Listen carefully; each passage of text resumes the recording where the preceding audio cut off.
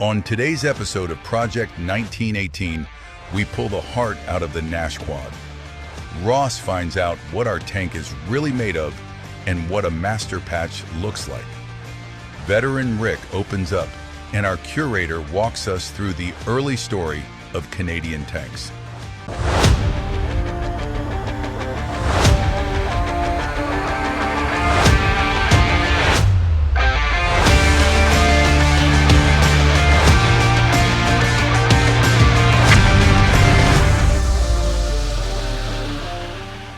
Yeah, good morning. My name's Rick, member here at the Canadian Tank Museum in Oshawa. This video is to talk about the removal of the engine. So far on the project, we've removed the radiator and all the superstructure around the engine. And today we're starting on removing some of the ancillary components on the engine prior to lifting. So if you look here, you'll see there's the engine we're talking about, weighs 1,000 pounds. So it's going to be a bit of a challenge to get out, but we think we've come up with a plan, and the video as we go along through the day here today will be describing what we're doing with the lifting straps and other stuff that we're up to. Well, a long time ago, huh? Oh yeah, One of the managers. Yeah, one of the managers. now Ron, Yes. rather than bagging those, we'll put those washers Put them back on? back on there. What you got there, man? So have a look at this one. Carburetor. Carburetor. If we don't put the bolts back on, they will walk away. Oh, what we do with all the pieces is we put them in plastic bags and write on the plastic bag what it is after we've taken a picture before we take it off. Because otherwise, what is this? And we have to go through the manual and the picture won't be there. The only picture you need will be missing. That's what happens. St. Manchester. So we had to rotate the engine to get the last bolt out, but now it's easy. Just straight up, and there you go. Water pump out. Water pump is out. So yeah, now we've got the water pump out and we're just working on the exhaust manifold, but I was just talking about the technology. It's amazing that in 1918 they had the capability of producing this engine block and the head and the castings. For example, if you look in here, this block and this housing here are all cast in one piece. So and then to be able to have the equipment to machine the block where you had to have machine surfaces to fit together, it's quite something that they were capable of doing that back then. What are we trying to do right now, Rick? Okay, right now we're going to take the exhaust manifold off and just to reduce the weight a little bit more before we pull the engine. And that'll be the last piece we're taking off before we rig it up to pull it.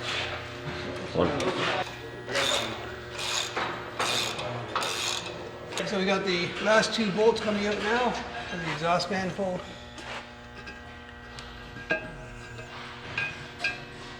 Oh, and that is out. There. Don't drop it. There you go. Jeez, no. Cast iron doesn't like to be dropped. Cast iron does not like to be dropped. Try and weld that cast iron. Okay, so there's a sump on the bottom of the oil pan that we're going to remove now. It'll just make it easier for the engine to sit flat once it comes out. There may be a complicating factor that the oil uptake may be down in that sump, and if that's the case, then we'll be putting it back on. But we'll take it off and we'll see what we're into. Nope. Need a tap. Oh, there it is. go. Well, let's- It's the oil filter. That's what that sump is. oil filter, Look at it. and that is the pickup. Good, we don't have to put it back on. Okay, I just wanted to talk quickly about what's going on here on the top of the block. Standard thing that most all engines have is gas engines have is spark plugs. These aren't original spark plugs, these are new replacements that were put in at some point. Kind of interesting that we can still get new replacement spark plugs for an old engine like this. But people might be interested in what these are. These are primer cups. So the idea is you would put a little bit of gasoline into that cup there, and then you could open that up and it would feed down into the engine, into the top of the cylinder, to the piston, and would give some initial gas to get the engine started. So what we're doing now is we've taken off all of the ancillary equipment off the engine that we need to. And right now Ron here is removing the last two of the rear engine mount bolts, and then he's going to remove the front two, and then we will be ready to put the slings on and lift the motor out. Okay, at this point we're going to start to pull the engine out. We're just getting our rig set up and put some weight onto it just to make sure it's going to be well balanced. And if we're satisfied, then we will pull the motor out completely from the frame.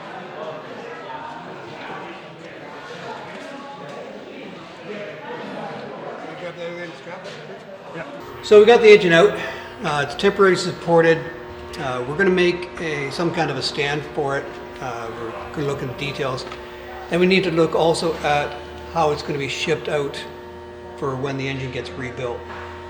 So we'll want as much support as possible with the engine, prevent any moving around in shipment, and make sure there's no damage either going there or coming back. But it's out. Hello, this is Ross. We are going to look at different kinds of metals on this tank. We got to explore the different kinds of metals. This one right here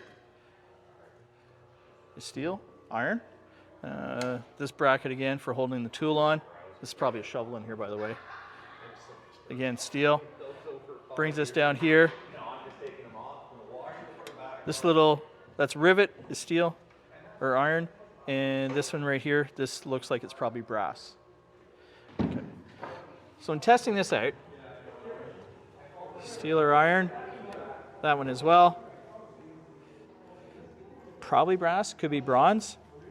I suspected that because a lot of the belt loops or belt buckles were made out of brass. But now we're starting to get into wartime, so brass was in shorter supply and they needed it for other things during the war. So that's why this is probably still brass right here. It's probably just cast, where this is more bent up with a lot of heat. Coming over here, we're going to try the tracks again. These are not steel, not iron. Maybe because the tracks are in contact with the ground and moisture content here, we didn't want the tracks to rust out as well. Down here we have the track adjusting mechanism. Heavy duty steel, working pretty good. Steel, try that one out. That one is as well. Come back, try that one. That right there, that is not steel or iron. It's probably because you don't want the threads to rust up, because this adjustment right here is really key on keeping the tracks secure on the tank right here. So this is probably why this is not steel or iron, is so it doesn't anneal itself to the metal threads, because these are iron threads or steel. That track is as well. So that is a surprise though. I didn't expect these to be something other than steel. Just don't know what it is. We'll figure it out.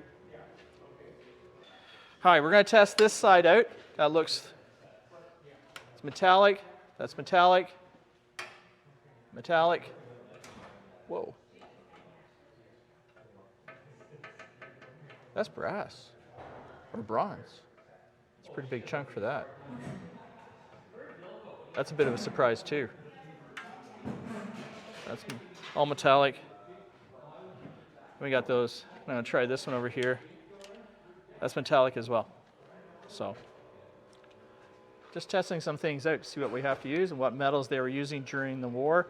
A lot of the brass and aluminum was not used for everyday uses because it was taken for war purposes. All right, there we go.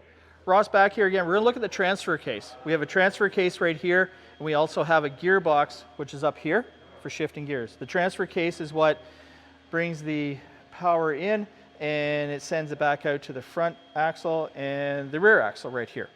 This transfer case, there's a couple different versions of the transfer case. This is the one that this vehicle had.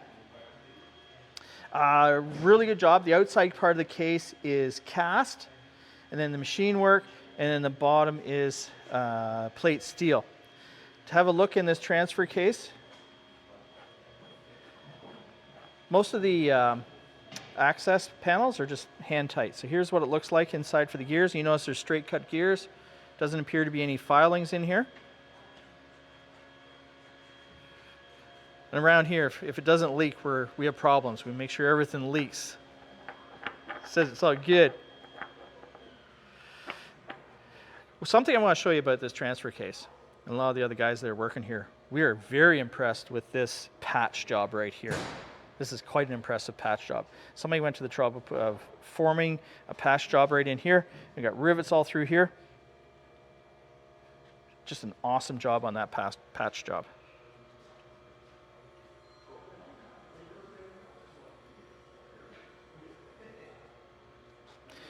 As we move further back, this is one of the brake systems. This is a drum brake, and it's got a band on the outside of the drum. The wheels have the brakes on the inside of the drum, so they expand, and this one tightens down with shafts. Very mechanical. All these bits and pieces here, all these rods and brackets, we're doing our best to keep every one, because these all belong to the vehicle and gives the vehicle soul. I mean, keep replacing these sorts of things, like, yeah, we can get this stuff from Whitecap or something, but you know what, it wouldn't be the same vehicle. So we're trying to keep as much of the original bracketry and hardware that we can with this vehicle. Some things we can't save, but other things we'll do our best to save. So part of the inspection of the vehicle is the frame rails. You can see it's got a bit of age to it, a little bit of pitting going on, but it's in really good shape. This frame is all nice and straight. It's got some original holes in here. Not sure what all of them mean. And again, we're trying to keep track of all these rods and support brackets. It just adds to the provenance of the vehicle itself, so it's part of the history of the vehicle. So we're trying to keep these. When we're inspecting things, we really look at the stuff we can't replace easily. So this is a big cast unit right here. It mounts the front spring perch onto the frame, and this part of it is cast and then machined down. So we're going to continue inspecting the back end of this chassis, just on the back side here. So we already talked about this part right here, but we're looking at the springs here. To inspect the springs, you go down here and you look to see if any springs are missing or if there's any cracks in the springs right here. And sometimes if they're cracked and one part's kind of moving out a little bit, then you know that needs attention. But for now, these are looking pretty good. All the springs on this whole chassis are looking really good. So that's another way of inspecting things. Something I can show you right here is this. This is a little way of greasing this up. And spring load it. You pull it out. It exposes the area that's supposed to get the oil, grease right there, and it closes up like that. So they were really ingenious in what they did back then. The technology that they making things work was amazing. It was amazing because steel is still kind of new. Hi, it's Ross again. We're looking at doing an inspection on the munitions box that's going to go on the 1916 Nash. So I'm looking for anything unusual. I'm looking for cracks in the welds. I'm looking for mystery holes or indentations. That's like, what is that for? So one of the things I've noticed here in the box, somebody's done a test here. I'm going to put the light on here for you. Somebody's run a test bead on the side right here. He was probably going to weld this item up right here, but he did a test here of the stick welder right here. And that's just him getting the welder going, getting a little bit of practice in. Over here, I've got a little bit of a rust out. Not sure what we're going to do with that. I don't know if we're going to cut it out or we're going to replace that. That could be something I just fill it in a bit, or we're going to replace it. It's not really a high tension place. We'll come around to the side here.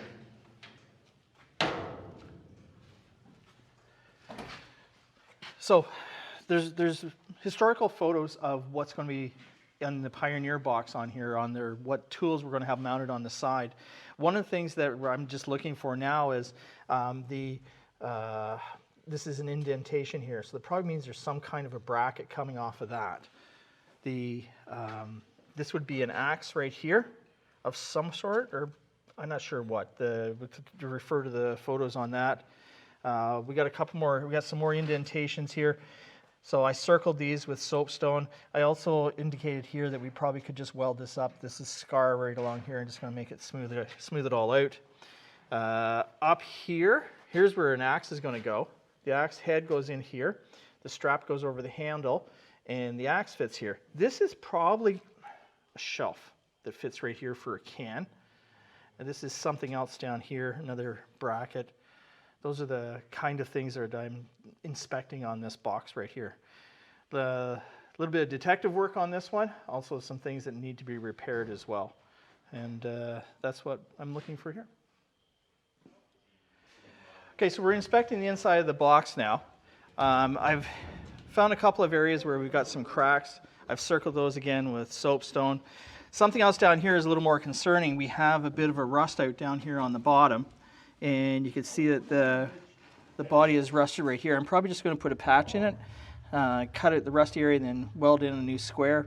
I don't really want to remove all the rivets because these are all rivets, and it's going to go right down to the bottom. One thing to notice on the inside of this box though is you notice how all the rivets are super flat. It's like that so it doesn't catch material that goes in any boxes and that come in. They want to slide out. It doesn't catch on it. Even over here, you can see there's a couple of areas right here on the side. The rivets are all really, really flat right here. So that if you're pulling out any artillery boxes, which would be wooden boxes at the time, they wouldn't catch on the rivet heads right there. Something else about this box, I don't know if I told you about this, but this panel right here is an access panel. And this panel gets you access to the transfer case on the Nash. So I was just eased up on some of the screws, maybe try to see if I can get them out. And that's part of my inspection of the box. I just like rubber tanks in any variant. I really enjoy coming here and working on the vehicles. You enjoy doing it, serving? Oh, it's a lot of fun. It's a lot of fun playing around with armored vehicles, yeah. Hi, my name's Rick Sprattley, member of the Canadian Tank Museum. I've been with the museum for 6 years. I did spend 5 years restoring a Canadian military pattern truck, which I think maybe we'll take a look at here in a little bit. And I ended up being the team lead on that, so I think that's probably why they chose me for the Nash Quad, because that was a serious restoration. Yeah, I served in the Canadian Forces for 42 years, 6.5 years in the regular force full-time, and then the balance of that with the Ontario Regiment. In your childhood, did you have an affinity for vehicles as well? Yeah, I did. My father was very mechanical. He was good enough to let me work with him. He had an appliance repair business, so I learned a lot from my father. There's a lot of them. A lot of the ones that are left are in museums. They don't operate, and that's one of the things that we're doing here is our restorations. We get the vehicles back in running condition, and that's important to me because of its living history. You know, the vehicle is roughly 108 years old, and to bring it back to life, where it's going to be like it was when it came out of the factory, is a challenge, but also very rewarding. I don't really see anything that's going to be hard. Technologically, the vehicle is quite simple, which is kind of interesting. It's interesting to work with the old technology. It's kind of like a big go-kart. Mechanical brakes. Yeah, it's very interesting in the technology. So I don't anticipate anything too difficult. It's just a lot of hard work and time, and being particular about how you do things so you get it right, so that the end product is high quality. So do you think it's going to be the projected timeline another 2 years to get this done? Yeah, the project schedule was projected to be anywhere from 2 to 3 years. I'm thinking at this point, with what I've seen, that the project probably be more 2 years rather than 3 years. I mean, it's one thing just to take it apart, but then everything's got to be cleaned. The old paint's got to be removed. Everything needs to be repainted in the proper, repainted in the proper color.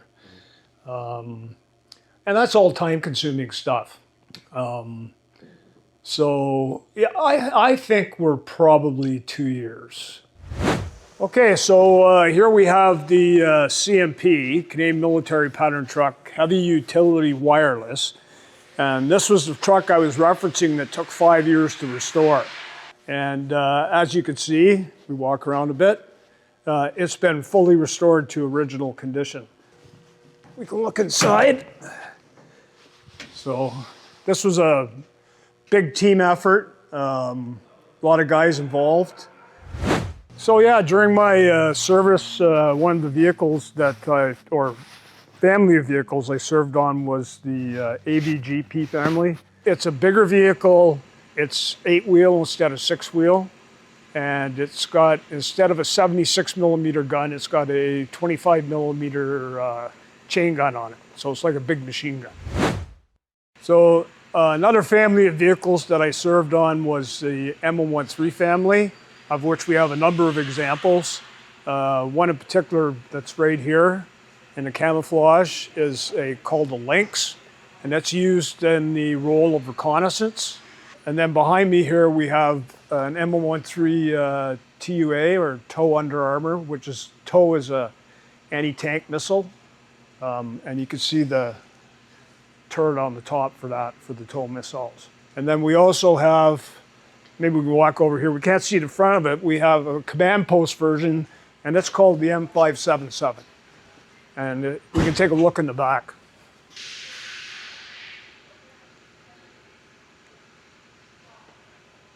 Okay, so the next vehicle that I'll talk about is the Leopard. Behind me you'll see we have a Leopard C1, which was used by the Canadian Forces. Canada bought its first Leopard 1 tanks from Germany. The Leopard is my favorite. Out of all the stuff I actually crewed on, the Leopard is the most fun. Over here, this is a Leopard C2. This is an upgraded version of the C1, and this vehicle replaced the C1 in the Canadian Forces. Okay, and just to finish up, what we have here behind me is a Leopard 1A5. This particular tank was used by the Belgian Army, and we have 2 of these. And of course, as with everything in the museum, all of our vehicles operate. So this does run and drive. And again, I said it was with the Belgian Army, and we were lucky enough to have 2 of them in operating condition. Hi, it's Sam here. Welcome back to Project 1918. The Canadian tank story is very closely interwoven with the original tank story, of course, and in those first couple years that tanks took to the battlefield, it was clear that there was a role in mind where a lighter tank, a faster tank, could fill and swarm enemy positions to overwhelm them and break through the front lines in an effort to reintroduce that mobile warfare that was so desperately needed again on the Western Front. The Renault FT originally was designed to meet that need, and from it evolved, of course, the M1917. And although the M1917 didn't actually make it to the front line to fulfill that role in the First World War, it would go on to have a long and storied service career after the fact in both the United States and in Canada. And that is where Canada's tank story really picks up. Today, we're going to explore how the M1917 set Canada's tank story in motion. Following the proof of concept that Little Willie and Mother showed during the testing phase, tanks took to the battlefield for the first time in September 1916 at Flers-Courcelette. The heavy tanks showed plenty of promise despite breaking down and getting destroyed even on the way to the battlefield, but there were still some empty roles that the tank could fill. Namely, a light tank could be much more quickly produced, it would be more mobile, and could be used in high numbers to swarm enemy positions and overwhelm them. A certain French army officer, Colonel Jean-Baptiste Eugène Estienne, had envisioned a moving artillery vehicle of sorts as early as 1914, and he foresaw that the victor in the war would be the side that could produce and implement such a vehicle in the most effective way. Later in the war, when tanks were finally a reality, he approached French car manufacturer Louis Renault with the idea of creating a light tank design that could be implemented in this capacity. Following an extensive development phase in which the American Expeditionary Forces also got exposure to the Renault FT, the tank finally made its battlefield debut on the 31st of May, 1918 at Poissy-Chazelle. The 501e Régiment d'Artillerie Spéciale used 31 Renault FTs to counter a German attack toward the Forêt de Villers-Cotterêts, and this charge at Chaudern, as it's now called, was highly successful, crippling 2 German divisions. The American Expeditionary Forces, meanwhile, wanted their own Renault FTs for their own troops to use, but Renault was so swamped with demand for the French army that they couldn't possibly meet an American order as well. So, to make the best of the situation, they decided to license production of the Renault FT to the United States, where the United States could make its own tanks to supply its own troops on the field of battle. To that end, a French engineering team went to the United States with some samples of the Renault FT to help the US Army set up production lines. However, they discovered a crucial problem. The Renault FT was made with metric measurements.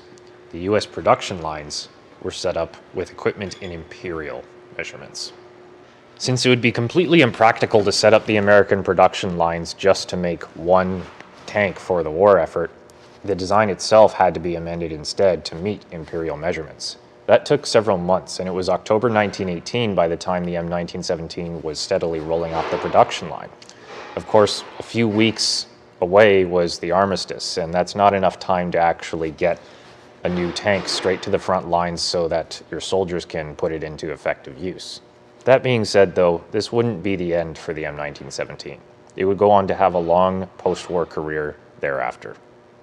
Even with the war having wrapped up, there were still some victory bond drives out in the United States to cover up some last-minute wartime expenses. So the M1917 partook in some final victory war bond drives that lasted until early 1919. And in one such case, an M1917 was known to have climbed Pikes Peak, which is a mountain in Colorado, as part of such a victory bond drive. It didn't make it to the top because it was called away to participate in other victory drives elsewhere, but it was doing well and probably would have made it if given the chance. Unfortunately, harder times would mean that the M1917 had to do some of its work at home. In Prohibition-era United States, the M1917 was assigned to National Guard units to enforce those laws in counties across the country. And there's even some photo evidence of an M1917 being used to crush alcohol stills seized during workers' strikes. And speaking of, workers' strikes were especially common, unfortunately, during the Depression era, and in particular in Washington, D.C., when veterans marched on the city to demand payment for their veterans' benefits that they were promised for serving in the First World War. M1917s were involved in suppressing their march activities. By the end of the 1930s, the M1917 had been retired from regular U.S. use, and a few hundred of them were sitting in storage in Rock Island Arsenal in Illinois. In 1940, a certain gentleman named Mr. Worthington showed up and said that he wanted to buy some of these retired M1917s.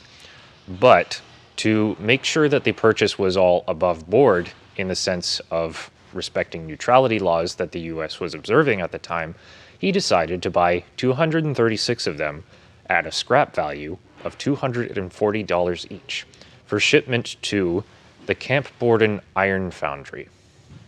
So lo and behold, in the fall of 1940, these M1917s show up at Camp Borden, but they're not for scrap.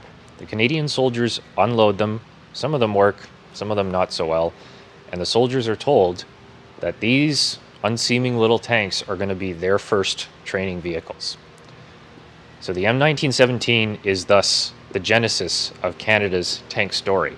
It's in those first few months at Camp Borden that Canada's first armored soldiers learn their chops in tactics, operations, and especially maintenance for using armored vehicles and deploying them effectively on the field of battle. And these skills would be crucial in the war that lay ahead. From there, the Canadian tank story rolled on, with its soldiers deploying to the UK and eventually to Europe, and the Canadian automotive industry as a whole expanding to make exclusively military vehicles, with CMP vehicles supplying the logistics and supply chains for British Empire forces across the world, and the Canadian soldiers later moving on to subsequent models of Sherman, Centurion, and eventually Leopard, which they still use today. Thanks for tuning in again to Project 1918. If you enjoyed this video, please like and subscribe to the Canadian Tank Museum's channel, follow us on social media, support us on Patreon, and consider donating to our expansion fund. The Canadian Tank Museum is expanding to renovate and build new facilities that will better care for its collection and better tell the story of Canada and its tanks. You can go to tankmuseum.ca/donate and make a donation to our expansion fund today. Thank you very much.